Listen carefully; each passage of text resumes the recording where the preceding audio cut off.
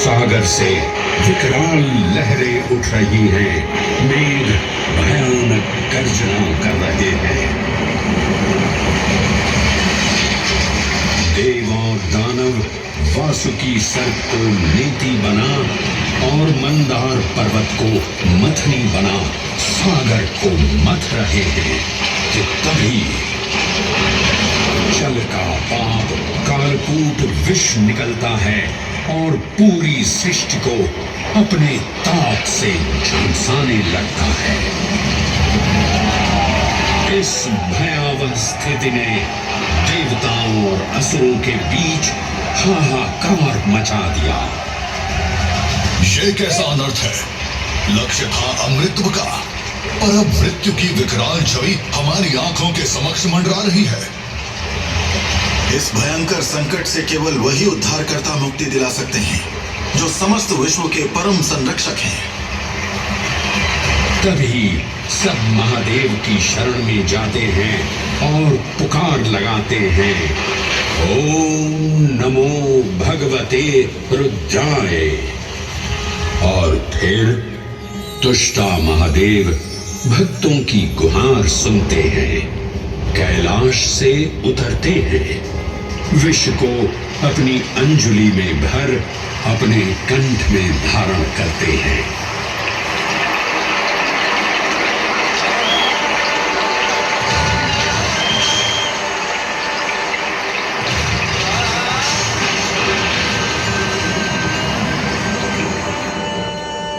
अंततो गत्वा सागर मंथन से अमृत कलश प्रकट होता है। जैसे ही अमृत प्रकट हुआ, दानवों ने इसे केवल अपने आधिपत्य में लेने की आकांक्षा प्रकट की और संघर्ष छिड़ गया। आज यदि हम इस अमृत को प्राप्त कर सकें, तो हम देवताओं पर हमेशा के लिए प्रभुत्व स्थापित कर पाएंगे। अमृत अपात्र हाथों में ना जा पाए, क्योंकि ये अपनी शक्ति का असीम दुरुपयोग करेंगे। इस अराजकता के परिणाम स्वरूप अमृत की कुछ बूंदें छलकी और पृथ्वी तक पहुंच गई। 4 स्थलों पर स्पर्श हुआ इन बूंदों का, हरिद्वार, प्रयागराज, नासिक और उज्जैन। अमृत की इन्हीं बूंदों के कारण उज्जैन में हर 12 वर्ष पर कुंभ सिंहस्थ मेले का आयोजन होता है। भगवान शिव की लीला देखिए, लोक कल्याण के लिए स्वयं विषपान किया और अपनी नगरी पर अमृत वर्षा करवाई।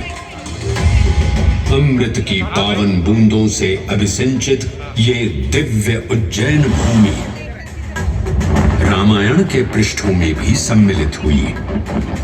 सतयुग के बाद त्रेता युग में माता सीता की खोज में वानर सेना का यहाँ आगमन हुआ।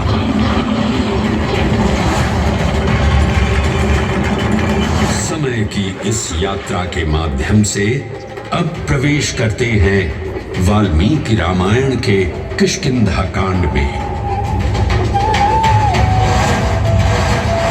जब वानर राजा सुग्रीव अपने यूथपतियों से सभी प्रमुख स्थानों पर जाने के लिए कहते हैं और उन्हें अवंती नगर यानी उज्जैन जाने का आदेश भी देते हैं।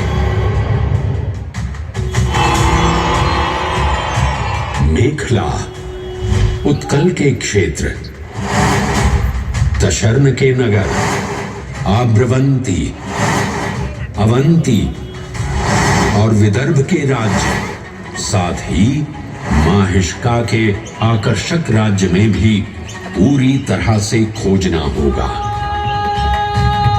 एक युग भगवान विष्णु के राम अवतार से संपृक्त और अगला युग उन्हीं के एक और दिव्य अवतार से समरस होना, ये अद्वितीय संगम केवल उज्जैन में ही संभव था। परंतु एक क्षण ठहरिए और ध्यान से सुनिए। ये हैं महाकाल के 1008 दिव्य नाम। हाँ, मैंने काल चक्र को परिवर्तित कर दिया है और अब द्वापर युग का शुभारंभ हो चुका है। विस्मय पूर्ण हो जाएंगे ये जानकर कि महाकाल के इन नामों को स्वयं भगवान श्री कृष्ण ने रचकर पिरोया था।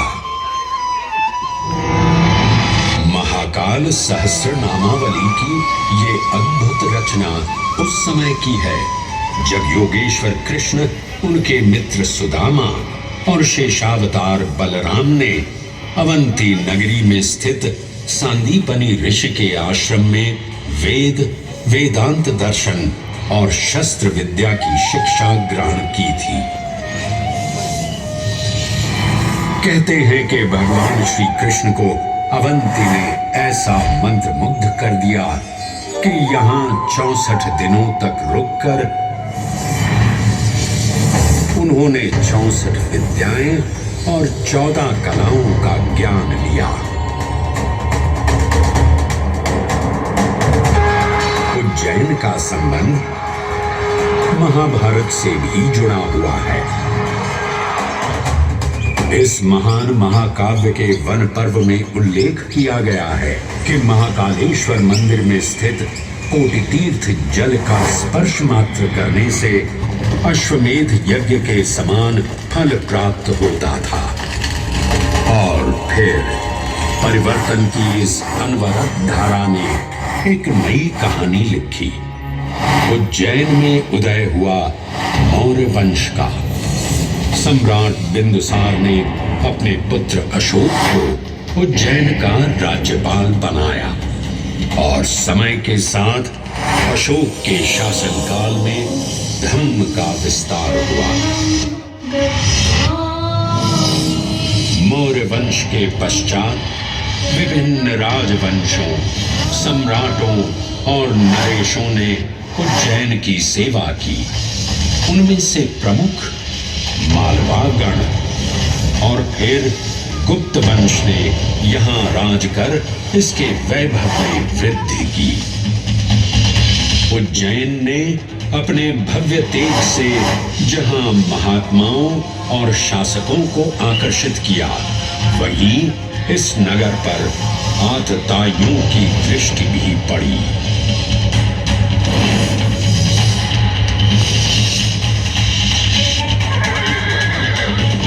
शक मध्य एशिया की खानाबदोश जनजाति थी जिन्होंने उत्तर पश्चिमी और मध्य भारत के कुछ हिस्सों पर आक्रमण कर अपना शासन स्थापित किया। ईसा पूर्व प्रथम शताब्दी में जब भारत शकों के अत्याचार से त्रस्त था, तब